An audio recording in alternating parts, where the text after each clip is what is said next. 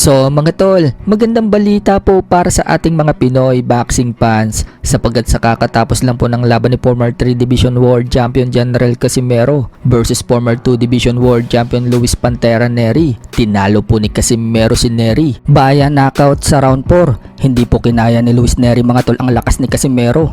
5 beses itong bumagsak, 3 beses sa round 1, 1 beses sa round 3 at 1 beses sa round 4. Hindi na nga po siya nakabangon mga tol sa huling bagsak niya. Nagkatotoo po yung sinabi ni Casimero na tatapusin niya itong si Luis Nery. Nagbubunyi nga po ngayon ang mga Pinoy fans sa pagkapanalo ni Casimero. Dahil dyan mga tol, umabante na po ang record ni Casimero sa 36 wins and 5 losses and 1 draw. Habang bumagsak naman po ang record ni Luis Nery sa 37 wins and 3 losses. Ang tatlong tumalo kay Luis Nery mga tol ay sina Brandon Figueroa, Naoya Inoue at General Casimero. Sa kabilang banda naman mga tol, bago po maganap ang laban ni Casimero versus Luis Nery, nakapanayam po si Casimero sa Japan tungkol kay Naoya Inoue. Sinabi ni Casimero na hindi pa daw siya tapos, bagamat hindi daw siya nakarank ngayon sa mga sanctioning bodies, pero ang pangalan daw niya usap-usapan pa rin sa Pilipinas. Lahat daw pinagkakaguluhan pa rin ang Casimero versus Inoue. Dagdag pa ni Casimero mga tol, may lakas pa rin daw siya para maging world champion, at kung aakit daw si Inoue ng timbang,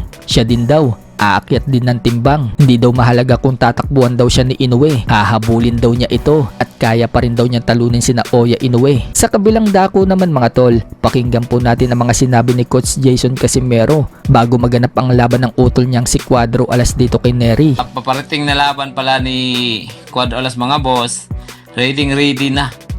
Itong laban na to ang wag ninyong imimiss kasi grabe. May babagsak talaga dyan sa kanila. Hindi natin alam kung sino. Hindi natin. Nako, puro mga knockout.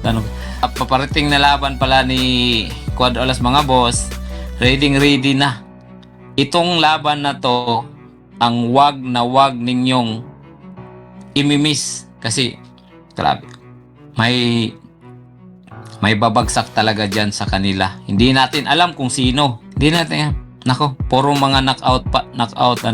Sa ibang banda naman mga tol, Ryan Garcia nasa Japan at sinabi niyang plano umano niyang pumunta sa Tokyo, Japan para makasama itong si Inoue sa training at i-stream daw niya yung kasama si Inoue. So kaya po nasa Japan ngayon si Ryan Garcia mga tol dahil nakipag-partnership po siya sa ABC Company. Nabanggit nga din po ni Ryan Garcia na willing daw siyang lumabang kay Terence Crawford sa Japan. Noong tanungin siya kung lalaban daw ba siya dito kay Crawford, dagdag pa ni Ryan Garcia, dream nga daw niya na lumaban sa iba't ibang bansa katulad ni Muhammad Ali na nagte-travel daw sa iba't ibang bansa para lumaban.